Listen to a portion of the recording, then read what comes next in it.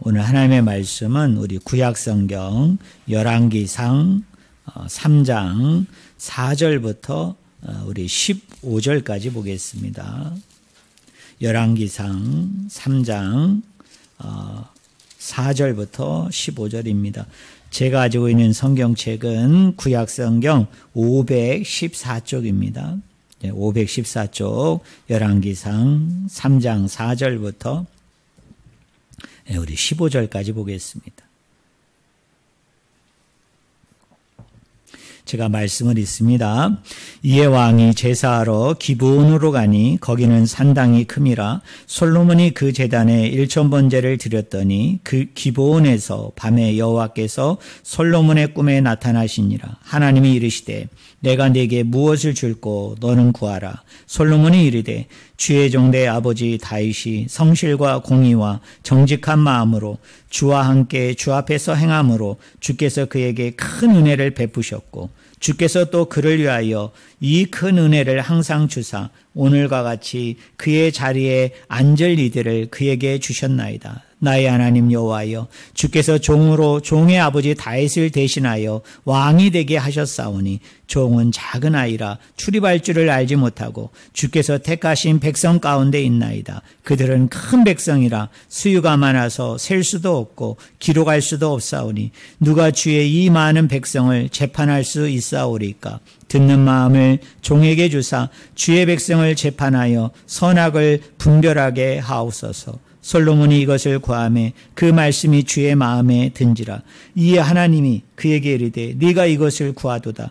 자기를 위하여 장수하기를 구하지 아니하며 부도 구하지 아니하며 자기 원수의 생명을 멸하기도 구하지 아니하고 오직 송사를 듣고 분별하는 지혜를 구하였으니 내가 네 말대로 하여 네가 지혜롭고 총명한 마음을 주노니 네 앞에서도 너와 같은 자가 없었거니와 네 뒤에도 너와 같은 자가 일어남이 없으리라. 내가 또 내게 구하지 아니한 부귀와 영광도 내게 주노니 내 평생에 왕들 중에 너와 같은 자가 없을 것이라. 네가 만일 내 아버지 다윗이 행한 같이 내 길로 행하며 내 법도와 명령을 지키면 내가 또 내 날을 길게 하리라. 15절 같이 읽겠습니다. 솔로몬이 깨어보니 꿈이더라. 이에 예루살렘에 이르러 여호와의 언약궤 앞에 서서 번제와 감사의 제물을 드리고 모든 신하들을 위하여 잔치하였더라. 아멘. 오늘 같이 읽은 본문 말씀을 가지고 솔로몬이 구한 하나님께 구한 것은 이란 제목으로 우리 같이 말씀의 은혜를 나누기를 원합니다. 우리가 오늘 본문 말씀을 읽었는데요. 여러분 솔로몬이 하나님께 구한 것이 구체적으로 무엇입니까? 솔로몬이 어떤 배경에서 어떤 맥락에서 지금 하나님께 기도하고 있느냐면요. 솔로몬이 왕이 된 이후에 한날을 정해서 하나님 앞에 일천번제를 드립니다. 옛날에 신앙생활을 했던 사람들은 이 일천번제를 오해해가지고 솔로몬이 1000일 동안 하루에 한 번씩 번제를 드려서 1000번의 번제를 드렸다. 1000번제를 드렸다. 이렇게 해석하시고 또 설명하신 분이 계십니다. 그렇지만 지금은 그렇게 설명하거나 또는 그렇게 얘기하는 분이 많지 않은 것 같아요. 왜냐하면 이 하루에 한 번씩 1000일 동안 번제를 드린 게 아니라 하루 한날을 정해서 1000마리의 제물을 가지고 하나님 앞에 뭘 드렸어요? 번제를 드린 것이 맞습니다. 그렇게 이제 솔로몬이 1000마리의 번제를 드리고 난 후에 이제 밤이 되었어요. 그래서 솔로몬이 자고 있을 때 그 꿈에 하나님이 나타나신 겁니다. 그래서 5절 말씀에 보면 하나님이 그에게 묻습니다. 내게 무엇을 줄꼬 너는 구하라. 이렇게 얘기합니다. 그러자 솔로몬이 기다렸다는 듯이 곧바로 거기에 대해서 대답을 하죠. 여러분 9절에 보면 이렇게 돼 있습니다. 누가 주의 이 많은 백성을 재판할 수 있사오리까. 듣는 마음을 종에게 주사 주의 백성을 재판하여 선악을 분별하게 하옵소서. 이렇게 얘기해요. 이 솔로몬이 내가 너에게 무엇을 하여 줄꼬 이렇게 하나님이 묻자마자 머뭇거리지 않고 멈추지 않고 곧바로, 그것도 꿈속에서 이 솔로몬이 대답을 했다는 건 뭘 상징할까요? 솔로몬이 이렇게 해달라고 그 요구하는 내용을 아주 오랫동안 생각해 왔다는 것이죠. 여러분 그렇지 않습니까? 누군가에게 내가 너에게 뭘 하여 주기를 원하느냐?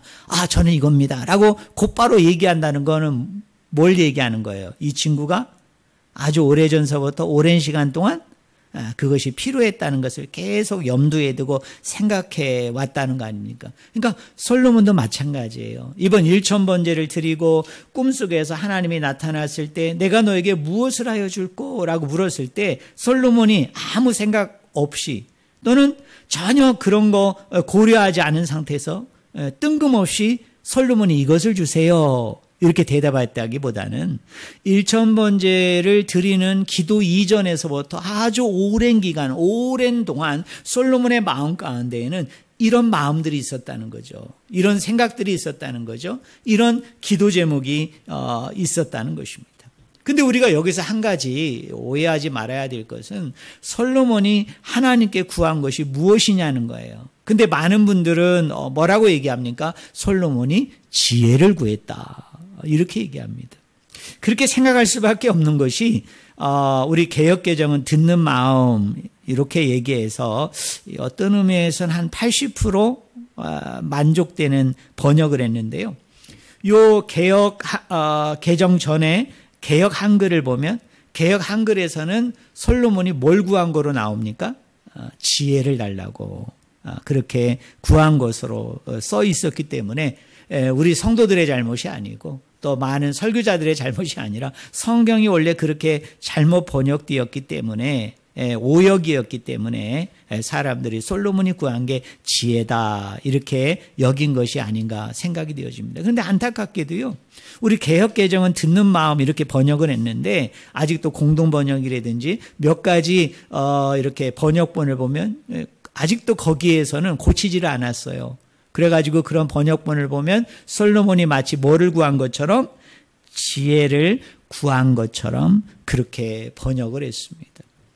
여기 듣는 마음이라고 얘기할 때 이게 히브리어로 뭐냐면 레브 쇼메아라는 단어입니다. 이걸 직역하면요. 우리 한번 따라해 보실래요? 듣는 심장. 뭐를 달라고 했다고요? 듣는 심장을 주세요. 내가 너에게 무엇을 하여 줄꼬? 구하라 라고 얘기했더니 솔로몬이 아주 오랜 기간 동안 생각하고 고려하면서 축적된 것이 있었는데 그게 뭐냐면 듣는 심장을 주세요. 이렇게 기도한 거예요. 자, 요 구절을 제가 원문대로 문자적으로 직역하면은 이렇게 풀어서 설명할 수 있습니다. 여러분 한번 들어보세요. 당신의 종에게 듣는 심장을 주세요. 당신의 백성을 올바로 재판할 수 있도록 무엇이 옳은지 그른지 알 수 있도록 누가 이 무거운 당신의 백성을 재판할 수 있겠습니까? 그런 얘기예요. 그러니까 솔로몬이 하나님 앞에 구한 건 뭐냐면 심장으로, 뭘로요? 심장으로 들을 수 있도록 하나님 해주세요. 그렇게 한 겁니다. 우리가 요 구절을 자세히 들여다보면요. 솔로몬이 얼마나 하나님의 마음을 기쁘게 즐겁게 하는 그런 고백들을 여기서 했는지를 알 수 있어요.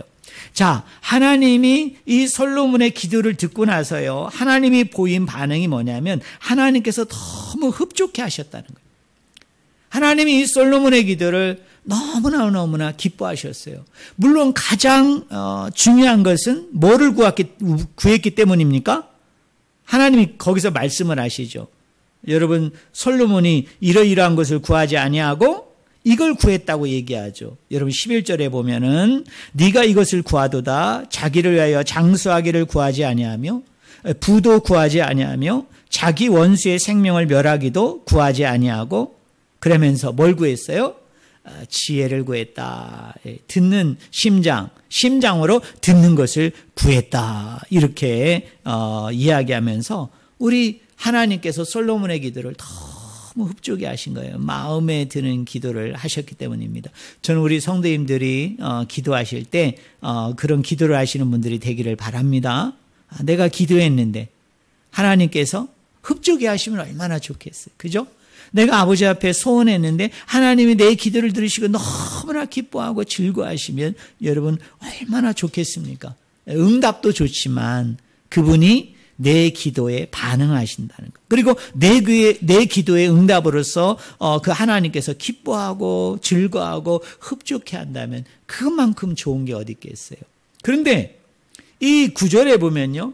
단지 심장으로 듣게 해주세요 라는 말만 하나님이 그것 때문만 이렇게 기뻐하고 즐거워한 것이 아니고요. 이 고백 속에는 솔로몬의 그 믿음, 그 신앙이 어느 정도였는가라는 거 우리가 엿볼 수 있는 몇 가지 특징이 있는데, 자, 첫 번째는 뭐냐면 솔로몬은 왕이잖아요. 그럼 하나님께 구할 때 이렇게 구할 수 있잖아요. 나 왕 솔로몬은. 그러면서 은근히 뭘 강조할 수 있습니까? 왕이라는 거를 여러분 강조할 수 있잖아요. 우리가 자칫 잘못하면 하나님 목사인 저는, 하나님 장로인 저는, 하나님 권사인 저는, 다 무슨 심리에서 이렇게 기도합니까? 하나님 내가 목사인데 좀 알아주세요. 하나님 내가 교회에서 중직자인데 내가 직분을 가지고 있는데 하나님 알아주세요. 이런 논조 아니겠어요? 근데 솔로몬은요 놀라웠게도 나 왕 하지 않고요. 뭐라고 표현을 했습니까? 여러분 한번 따라해 보실래요? 당신의 종. 당신의 종이에요. 여러분 백성들 앞에서는 솔로몬이 왕이지만 그러나 하나님 앞에서 솔로몬은 왕이기보다는 그는 뭐이기를 원했던 거예요. 뭐라고 고백한 거예요? 당신의 종입니다. 그렇게 고백했다는 거예요. 사랑하는 성도 여러분, 우리도 아버지 앞에 이런 겸손함이 있어야 됩니다. 제가 성도들 앞에 이렇게 설교 단상에 올라왔을 때만 목사지, 제가 하나님 앞에 섰을 때는 목사이기보다는 저는 여러분들과 똑같은 뭐입니까? 성도이고, 그죠? 한 명의 그리스도인이고 한 명의 하나님의 아들과 딸이고 종인 것이죠. 우리가 이런 겸손함이 우리 기도 가운데 늘 묻어나야 될 줄로 믿습니다. 또 솔로몬이 뭐라고 표현하느냐 하면 백성을 얘기할 때 이렇게 표현합니다. 내 백성이라고 표현하지 않고요. 따라하겠습니다. 당신의 백성. 당신의 백성입니다. 그런 얘기를 합니다. 여러분 우리가 사무엘상을 보면은 그 사울이라는 사람이 그 하나님을 표현할 때 이 사울의 가장 큰 문제점이 뭐냐면 사울은 이렇게 얘기해요. 나의 하나님 이렇게 얘기하지 않고 꼭 뭐라고 얘기하느냐면 너의 하나님, 다윗의 하나님, 네가 믿는 하나님. 그러면서 뭐입니까? 너의 하나님이라고 그래야지 절대로 나의 하나님이라고 하지 않아요. 결국 그 교만과 자만함 때문에 그 불신앙 때문에 결국 아버지 앞에 버림을 당한 영혼이 누구냐? 여러분 사울입니다. 여러분 제가 목회를 합니다만 목사가 성도들을 바라볼 때 그런 마인드로 우리 성도들을 보면 안 되겠죠. 내 성도, 내가 내 교회, 극히 위험한 생각이에요. 여러분 우리는 늘 어떤 마음을 가져야 됩니까? 성도들을 바라볼 때 하나님의 성도예요. 하나님의 그리스도인이고 하나님의 사람들이에요. 하나님의 백성들이에요. 그럴 때 어떻게 됩니까? 하나님의 것이기 때문에 내가 함부로 할 수 없는 거죠. 그래서 어떻게 해요? 존경하고 내가 위해주고 높여줘야 되는 대상으로 여길 수 있는 줄 믿습니다. 또 이 표현을 보면 솔로몬이 이렇게 표현합니다. 많은 백성 이렇게 표현하지 않고요. 여러분 한번 따라해 보겠습니다. 무거운 백성. 무거운 백성이라고 표현했어요. 여러분 백성이 무겁다. 무슨 뜻일까요? 이 무겁다라는 히브리어가 뭐냐면 카베드입니다. 이 카베드라는 단어는 물론 무겁다라는 뜻도 있지만 그러나 우리가 사전을 찾아보면요. 이 카베드라는 단어는 어떤 뜻도 있느냐면 귀중하다, 소중하다 그런 의미를 가지고 있어요. 그래서 뭐입니까? 무거운 백성이라는 건 뭐냐면 그 백성을 향해서 솔로몬은 어떤 마음을 가지고 있었느냐 하면 이 백성은 정말 소중한 사람들이다. 귀중한 사람들이다. 이렇게 여러분 표현을 했다는 것입니다. 여러분 잠언 20장 20절에 보면 이런 말이 있어요. 자기의 어미나 아비를 저주하는 자는 그의 등불이 흑암 중에서 꺼짐을 당하리라 라고 얘기합니다. 여기 저주한다라는 말이 뭐냐면 카랄이에요. 카랄. 근데 이 카랄이라는 단어를 직역하면 여러분 한번 따라해 보실래요? 가볍게 생각하다. 여러분 부모를 우리가 어떻게 대하면 저주를 받나요? 부모를 저주하면 우리가 그 저주를 받게 되어지는데, 자, 여기서 저주한다는 말은 어떤 거냐면 부모를 가볍게 생각하는 거예요. 부모를 가볍게 대하는 거예요. 그러면 하나님께서는 어떻게 한다고요? 저와 여러분을 저주한다는 거죠. 그러니까 부모를 가볍게 대하지 말고 우리는 부모를 어떻게 대해야 됩니까? 무겁게 대해야 되는 거예요. 그럼 부모를 무겁게 대한다는 말은 다른 말로 얘기하면 무슨 단어예요? 부모를 소중히 여기는 거예요. 그럼 부모를 귀중히 여기는 거예요. 이 고대 사람들은요, 이 개념 중에서 이런 개념이 있었어요. 무겁고 두꺼운 건 좋은 것이고, 가볍고 얇은 것은 나쁜 것이라는 생각을 여러분 가지게 된 것입니다. 그래서 솔로몬도 그 영향을 받아서 내가 내 백성을 대하는데, 내 백성들과 함께 하는데 내 백성을 어떤 백성으로 대한다고요? 나는 내 백성을 가볍게 생각하지 않고 이 백성을 어떻게 생각한다? 무거운 백성으로 내가 여기고 재판하기를 원한다. 다른 말로 얘기하면 너무나 소중하고 귀중한 사람으로 내가 그들을 여긴다고 했던 것입니다. 이런 여러 가지 요인들이 이 고백 가운데 복합적으로 있으면서 하나님이 이 기도를 어떻게 하셨다고요? 기뻐 받으셨다. 즐거워하셨다. 이 말입니다. 자, 우리가 좀 더 들어가 봅시다. 자, 솔로몬은 하나님께 구합니다. 뭘 구했어요?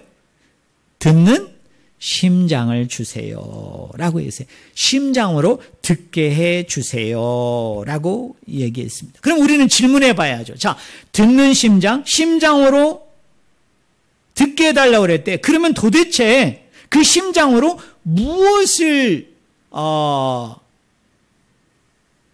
들어야 나는 것이죠. 자, 그런데 솔로몬의 기도를 보면 솔로몬이 뭐라고 기도해요? 듣는 심장을 주세요 라고 얘기했는데, 자, 듣는 심장, 그러니까 무엇을 듣는다라고 얘기할 때 목적어가 빠져 있는 거예요. 그냥 듣는 심장, 심장으로 잘 듣게 해주세요. 그럼 우린 질문해 봐야죠. 아니, 심장으로 잘 듣는다? 그럼 뭘 듣느냐는 거예요. 근데 하나님께서요, 그거를 풀어주세요. 그게 여러분 10절과 11절입니다. 여러분 10절과 11절 한번 보실래요? 자, 10절 11절에 솔로몬이 이것을 구하매 그 말씀이 주의 마음에 든지라. 11절 하반절에 보세요. 오직, 거기 오직서부터 우리 같이 읽겠습니다. 준비 시작. 오직 송사를 듣고 분별하는 지혜를 구하였으니. 여러분 저를 보세요. 자, 듣는 심장을 주세요. 솔로몬은 그렇게 기도했어요. 근데 솔로몬은 기도 중에 목적어가 빠진 거예요. 자, 듣는다고 할 때 뭘 듣느냐, 무엇을 듣느냐, 그 무엇을이 빠져 있는 거예요. 근데 하나님께서 응답 가운데 뭐라고 얘기하느냐 하면, 뭐라고 얘기해요? 뭐를 듣고? 송사를 듣고라고 해요. 송사를 듣고. 우리가 여기서 한 가지 오해하지 않아야 될 게 있어요. 심장으로 듣게 해주세요. 그러니까 우리 신앙적으로 믿음적으로 충만한 분들은 무슨 생각을 합니까? 아, 하나님의 말씀을 듣게 해주세요. 심장으로. 아, 이런 뜻이구나. 우리가 이렇게 생각할 수 있잖아요. 근데 하나님께서 뭐라고 그래요? 내 이야기를 들으라는 게 아니에요. 하나님의 이야기를 들으라는 게 아니고 성경의 이야기를 잘 들으라는 게 아니라 하나님이 거기에다 목적어를 넣어서 뭐라고 얘기해요? 네가 심장으로 듣는데 뭐를 들으라? 송사를 들으라 라고 얘기해요. 여러분, 이 송사는 하나님의 이야기입니까? 사람들의 이야기입니까? 사람들의 이야기를 뭘로 들으라고요? 심장으로 잘 듣는 사람이 되라는 거예요. 여러분, 이게 중요해요. 이게 중요해요. 그리고 하나님은 뭐라고 얘기하느냐 하면 여러분 거기 11절 하반절에 보니까 송사를 듣고 분별하는 뭐라고 얘기합니까? 지혜라고 얘기해요. 그러니까 여러분 지혜가 뭐예요? 지혜가 뭐예요? 사람들의 이야기를 잘 들어주는 거예요. 뭘로? 심장으로, 마음으로. 사람들의 그 이야기를 잘 들어주는 것. 바로 그것을 하나님은 뭐라고 표현을 하느냐 하면 그게 바로 지혜라는 겁니다. 자, 그러면 우리는 또 한 단계 더 들어가야 돼요. 그럼 사람들의 이야기를 잘 들어주는 것, 심장으로 잘 듣는 것, 그게 바로 지혜예요. 12절에 보면 그게 지혜롭고 총명한 마음이라고 하나님은 이야기하시는데, 자, 그러면 그 사람들은 누구냐는 거예요. 누구냐는 거예요. 그거를 놀라웠게도 이 성경 기자는 한 가지 솔로몬과 관련된 재판 이야기를 들려줍니다. 그게 바로 16절과 19절이에요. 자, 본문을 보면요. 창기 두 여자가 등장을 해요. 이 창기라는 단어는 히브리어 원문을 보면 어떤 뜻이냐면 음녀예요. 음녀. 그냥 제가 미화해서 표현할게요. 성산업에 종사하는 두 여자가 솔로몬에게 와가지고 뭐라고 얘기합니까? 죽은 아이는 내 아이가 아니고 저 살아있는 아이가 누구의 아이라는 거예요? 서로 자기의 아이라고 막 이렇게 이야기하는 그 이야기가 나와요. 이게 바로 송사예요. 근데 이때 성경 공문을 가만히 우리가 꼼꼼히 살펴보면요. 17절에 보면 한 여자는 말하되, 22절에 보면 다른 여자는 이르되, 23절에 보면 왕이 이르되 이 여자는 말하기를 저 여자는 말하기를 이렇게 이야기해요. 자, 여러분 누가 계속 얘기하고 있습니까? 왕 앞에서? 두 여자가 왕 앞에 나와가지고 어떻게 해요? 계속 이야기를 합니다. 솔로몬은 왕이잖아요. 그리고 이 성산업에 종사하는 이 두 여자들은 사회 계층 구조로 보면은 어떤 여자들이에요? 가장 밑바닥에 있는 여자들, 가장 바닥의 인생을 살아가는 그런 여자들입니다. 여러분 이런 여자들이 왕을 만날 수 있을까요? 없을까요? 왕을 만나는 게 불가능하죠. 왜? 죄를 짓는 여자들이기 때문에. 죄인이라고 취급을 받는 여자들이기 때문에. 여러분 이런 여인들이 왕에게 찾아와서 자기의 억울함을, 자기의 분통함을 토로하고 쏟는다는 것은 지금도 어렵지만 고대 시대에는 거의 뭐예요? 불가능에 가까워요. 그런데 오늘 이야기를 보면 이 여자들이 왕 앞에 뭐라고 얘기하느냐 하면 서서 얘기했다고 그래요. 이게 중요하죠. 사실은 이 여인의 신분으로 보면, 처지로 보면, 상황으로 보면 왕 앞에 서 있기보다는 뭐 하고 있어야 됩니까? 우리 사극에서 보는 것처럼 땅에다가 머리를 찍으면서, 그죠? 머리를 땅에다가 대면서, 그죠? 어떻게 감히 서요? 그리고 어떻게 감히 왕하고 시선을 맞춰가면서 여러분 이야기를 하겠습니까?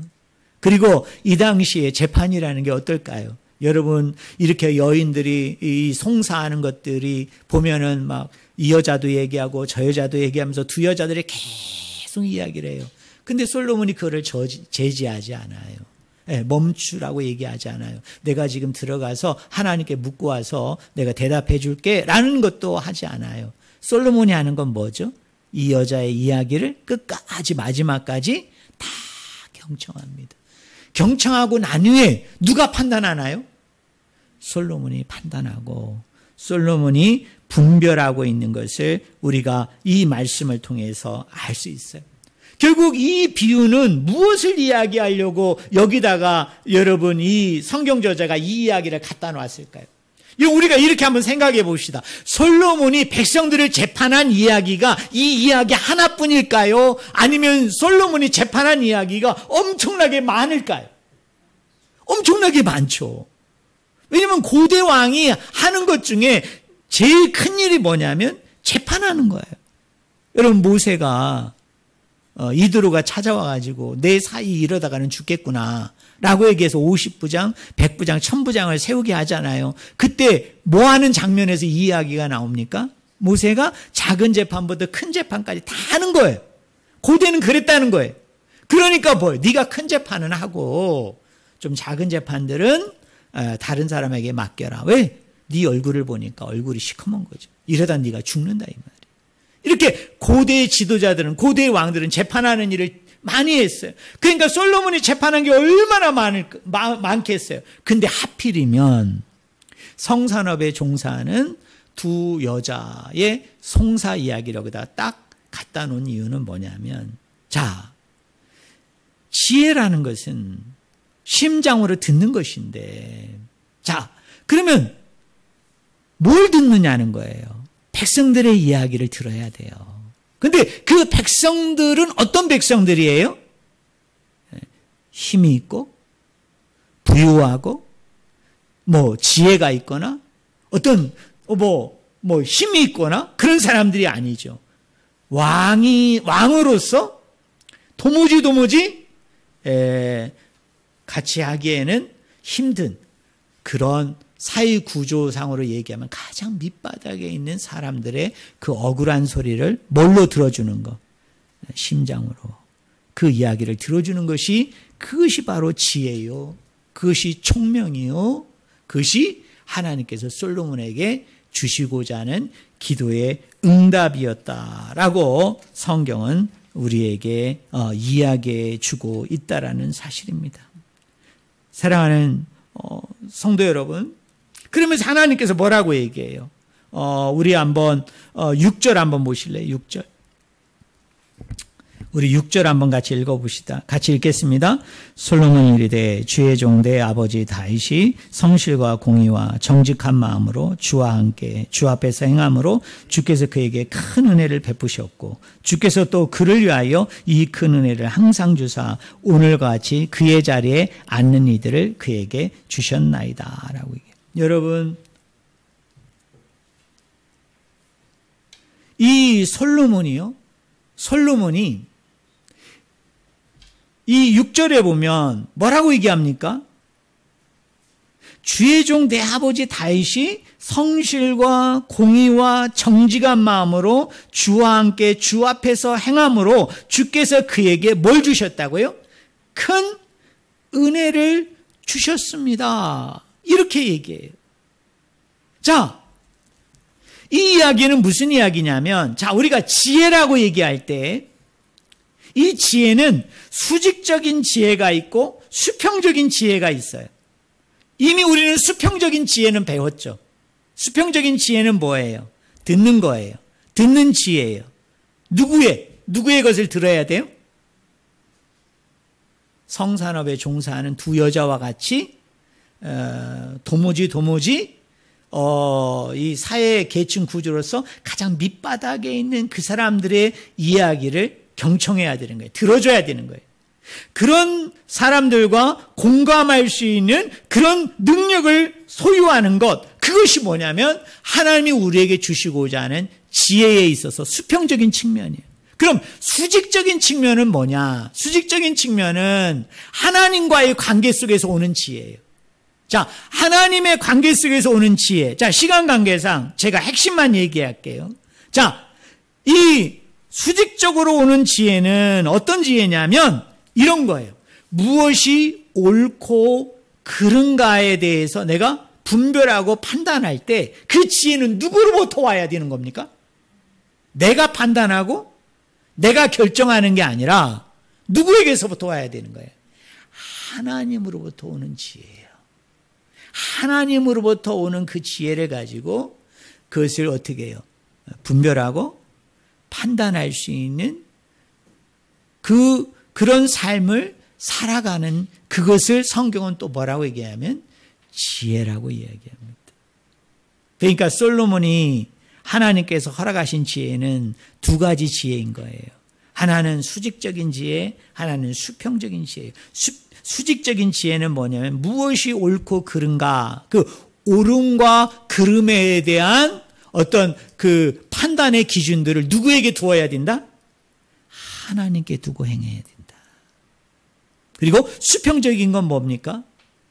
왕으로서 이 사회 구조상 가장 낮은 자의 그 사람들의 억울함을, 그들의 분통함을, 그들의 힘든 것을 들어줄 수 있는, 좀 쉬운 말로 얘기하면 공감해 줄 수 있는 그런 지혜를 가져야 된다. 그래서 이 두 지혜가 다 가져야만 그것 자체가 무슨 지혜가 될 수 있다? 그게 완전한 지혜가 될 수 있다. 온전한 지혜가 될 수 있다, 이 말이에요. 저는 우리 성도님들이 이 온전한 지혜, 완전한 지혜를 소유하는 저와 여러분이 되기를 주님의 이름으로 축원을 드립니다. 그러니까 여러분, 우리가 적용해 보면 이런 거예요. 우리가 어떤 사람을 우리가 대할 때, 우리가 그 사람을 예를 들자면 판단하거나 또는 그 사람을 내가 분별해야 되는 그런 때가 오면, 우리는 이 사람을 판단하고 분별하는 데 있어서 그의 옳음과 그름의 그 기준을, 그 잣대를 어디서부터 가져와야 된다? 하나님께로부터 가져와야 된다. 하나님께로부터 가져와야 된다. 그 지혜를 우리가 가지고 있어야 돼요. 그냥 내 감정대로, 그냥 내 생각대로 그저 분풀이 하듯이 그런 거로 사람들을 함부로 평가하고 사람들을 함부로 우리가 비판해서는 안 되는 거예요. 어떤 사람에 대해서 내가 제대로 평가하고 또 어떤 사람에 대해서 내가 제대로 판단하려면, 그리고 내가 어떤 삶을 영위함에 있어서 또 어떤 판단과 결정을 함에 있어서 이것이 정말 옳은 것인가 그른 것인가, 그 분별하는 지혜, 그 판단하는 지혜는 나로부터 나오는 게 아니라 그 모든 것은 다 누구로부터? 하나님께로부터 가져와야 되는 거예요. 말씀으로부터 가져와야 되는 거예요. 그래야만 내가 어떻게 해요? 옳고 곧은 길을 제대로 걸어갈 수 있는 거예요. 그 지혜가 우리에게 있어야 된다는 거예요. 근데 그 지혜만 있으면 안 돼요. 또 하나는 뭡니까? 이 세상에 힘든 사람들, 어려운 사람들, 고통 가운데 있는 사람들의 소리를 들을 수 있는, 경청할 수 있는, 그들과 충분히 공감하고 함께 할 수 있는 그런 지혜도 오늘 우리들 가운데 일어나야 된다는 것입니다. 이런 것이죠. 어떤 사람은 참 판단하기를 잘해요. 비판하기를 잘해요. 분별하기를 잘해요. 그러다 보면 어떻게 됩니까? 너무 이쪽만 있으면 이 사람의 인생이 어때요? 이 사람의 그런 마음들, 생각들이 어떻습니까? 늘 그런 쪽으로만 가게 되어지면 어떻게 돼요? 이거 뭐라고 그럴까요? 이런 쪽으로만 계속 하게 되어지면 어떻게 돼요? 그 감정이 메마르죠. 메마른 사람이 돼요. 그러나 우리는 어떤 사람이 돼야 돼요? 때로는 내가 판단하고 비판하고 분별할 수 있지만, 그러나 그런 가운데 속에서 늘 우리가 가져야 되는 마음 중에 또 하나는 뭐냐면 불쌍히 여기고 측은히 여기는, 그 사람의 입장에 서서 그 사람의 그 여건과 환경에 서서 충분히 그 사람과 공감할 수 있는 그런 넉넉한 마음의 지혜도 오늘 우리가 가져야 된다는 사실을 우리가 이 말씀을 통해서 깨달았으면 좋겠어요. 그래서 완전한 지혜, 온전한 지혜라는 것은 뭐냐? 하나님으로부터 오는 지혜가 있는데, 그것은 뭐냐면 모든 내가 옳고 그름의 판단, 그 분별을 하는 그런 상황 속에서 그것이 나에게서 나오는 게 아니라 다른 곳에서 나오는 게 아니라 그 모든 것을 하나님께 두는 지혜, 그 지혜의 그 충만함이 저와 여러분에게 넘치기를 바랍니다. 그러면서 뭐가 있어야 돼요? 수평적인 지혜가 있어야 된다. 듣는 심장이 있어서 그 심장으로 들어야 되는데 어떤 사람들의 이야기를 들어야 됩니까? 정말 이 세상에 고난받고 핍박받고 어려움과 힘든 가운데 있는 사람들의 이야기를 경청할 수 있는, 들어줄 수 있는 그런 넉넉한 마음들이 저와 여러분들 가운데 있기를 주님의 이름으로 간절히 축원을 드립니다. 그렇게 생각해 보면 제가 부목사 때 이렇게 성도님들의 가정을 제가 얼마나 많이 신방을 했겠습니까? 근데 지금 이제 담임 목사가 되고 지금 이제 목사가 된 지 꽤 오래됐잖아요. 지금 시점에서 그때를 돌아보면 너무 그때 제가 신방했던 성도님들에게 너무 미안하고 죄송스러운 건 뭐냐면 이 목사들이 자주 빠지는 그 신방 때 그 실수가 뭐냐면 그렇게 하지 않아야 된다는 걸 알면서도 늘 빠지는 게 뭐냐면 가서 너무나 많은 말을 한다는 거예요. 훈계하고 지시하고 그리고 이렇게 했으면 좋겠다고 자꾸 조언하고 그러니까 쉽게 얘기하면 막 설교를 하는 거죠. 근데 정작 뭘 안 합니까? 그 성도님들의 이야기를 충분히 들어주지 못하는 거예요. 그걸 경청하지 못하는 거죠. 그분이 얼마나 힘든지 어려운지 지금 어떤 처지와 상황 속에서 있는지를 충분히 공감해 주지 못하는 참 그러지 못한 제가 아니었나 그런 생각이 듭니다. 가자마자 기도 제목이 뭐예요? 라고 묻고 그리고 성경 말씀 읽고서 설교하고 그리고 한번 뜨겁게 기도해주고 축복하고 일어나기 바빴던 제 자신이 아니었나 그렇게 생각합니다. 그러니까 이게 하나님으로부터 오는 그 옳음과 그름에 대한 분별하는 지혜는 얘기했는지 모르지만 수평적인 지혜 충분히 같이 공감하고 나누고 그래서 웃는 자와 같이 웃고 우는 자와 같이 우는 그런 것은 제가 잘하지 못하지 않았는가 그런 생각이 이 말씀을 준비하면서 언뜻 제 마음에 들었던 것입니다. 그런데 오늘 본문 말씀에 보면요.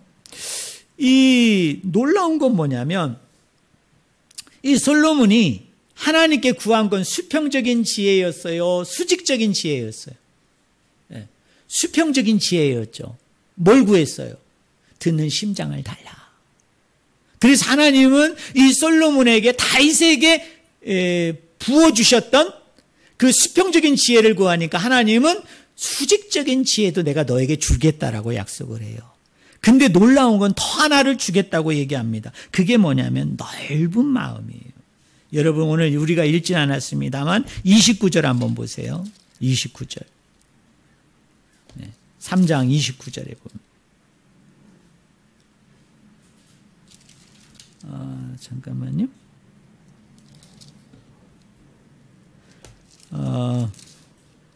제가 성경을 원고에 잘못 적은 것 같아요. 29절이 없죠? 그러니까 제가 잠깐만요. 4장 29절에 미안합니다. 4장 29절. 제가 오타냈어요. 우리 한번 같이 읽어봅시다. 4장 29절 같이 읽겠습니다. 하나님이 솔로몬에게 지혜와 총명을 심히 많이 주시고 또 넓은 마음을 주시되 바닷가에 모래같이 하시니. 자, 저를 보세요. 하나님께서 솔로몬에게 여기 29절에 보니까 뭐라고 그래요? 지혜와 총명을 심히 많이 주셨다. 쉽게 얘기하면 수평적인 지혜를 구했는데 하나님께서 수평적인 지혜뿐만 아니라 수직적인 지혜도 주신 거예요. 근데 나아가서 더 주시는 거예요. 뭘 주셨습니까? 넓은 마음을 주신대요. 넓은 마음. 예. 어느 정도로 넓은 마음이에요? 거기 보니까 29절에 보니까 뭐라고 그래요? 예. 바닷가에 뭐같이? 모래같이 넓은 마음을 주신다. 여러분 이제 여름철이 되면 여러분 우리 그 해변가 바닷가 가보시잖아요. 여러분 거기에 있는 그 모래들 여러분 셀 수 있습니까? 여러분 셀 수 없지. 그 정도로 하나님이 넓은 마음을 여러분 허락하여 주셨다는 겁니다. 저는 이렇게 생각해요. 내가 수직적인 지혜와 수평적인 지혜를 내가 다 담으려면 내 마음이 어떻게 돼야 됩니까? 네? 넓어져야 돼요. 셀 수 없는 넓은 마음으로 내 마음의 지평이 어떻게 돼야 됩니까? 넓어져야만 내가 다른 사람의 이야기를 어떻게 할 수 있어요? 잘 경청하고 들어주는, 공감할 수 있는 일이 일어나죠. 그리고 뭡니까? 하나님으로부터 오는 그 옳고 그름에 대한 그 고든 삶에 대한 그 모든 것들을 내가 제대로 분별해내고 제대로 판단해내기 위해서는 거기에서도 내가 어떤 마음이 있어야 돼요? 넓은 마음의 소유자가 되어야 된다는 것입니다. 우리 하나님 참 멋지시죠. 저는 여러분들에게도 이런 복의 은혜가 넘치기를 바랍니다. 듣는 심장을 구했더니 하나님께서는 그거를 지혜라고 명하시고 그 지혜에는 두 가지 지혜가 있다. 수직적인 지혜와 수평적인 지혜가 있는데 이 두 가지를 다 주시는 거예요. 그리고 나서 뭐라고 그래요? 이 지혜를 담아내기 위해서는 네 마음의 밭이, 네 마음의 그 씀씀이가 어떻게 돼야 된다고요? 바다의 모래알같이 넓어져야 된다. 그래서 하나님 그걸 내다보시고 이 솔로몬에게 무슨 마음을 주세요? 넓은 마음을 허락하여 주십니다. 저는 한 명의 목회자로서 제가 이 말씀을 준비할 때 저도 하나님께 이렇게 기도했어요. 하나님, 저에게도 이 수평적인 거, 수직적인 이 지혜를 주시고 하나님 제가 이것을 담아내기 위해서는 저의 이 작은 마음이 하나님 넓은 마음이 될 수 있도록 하나님 역사해달라고 기도했습니다. 저는 우리 성도님들도 아버지 앞에 똑같이 기도했으면 좋겠어요. 여러분들은 다 듣는 심장의 소유자가 되기를 바랍니다. 그리고 하나님으로부터 오는 지혜를 통해서 그 지혜를 가지고 제대로 분별하고 판단할 수 있는 그런 능력의 소유자들이 되기를 원합니다. 근데 그것만으로는 안 돼요. 내 마음이 넓어져야 됩니다. 내 마음의 지평이 한없이 하나씩 넓어져야 돼요. 근데 우리는 어떻게 해요? 자꾸 마음이 좁아지는 건 잘하는데, 아주 이렇게 메마르는 건 잘하는데 넓은 마음은 어렵죠. 그러니까 어떻게 해야 돼요? 우리는 아버지 앞에 구해야죠. 하나님, 넓은 마음을 주셔서 바다같이 넓은 마음을 하나님 허락해 주셔서 하나님, 우리로 하여금 하나님 이 지혜를 가지고 온전히 살아가는 저와 여러분이 되게 해달라고 기도하고 간구하는 저와 여러분이 되기를 주의 이름으로 간절히 축원을 드립니다. 기도하겠습니다. 하나님 아버지, 솔로몬이 하나님 앞에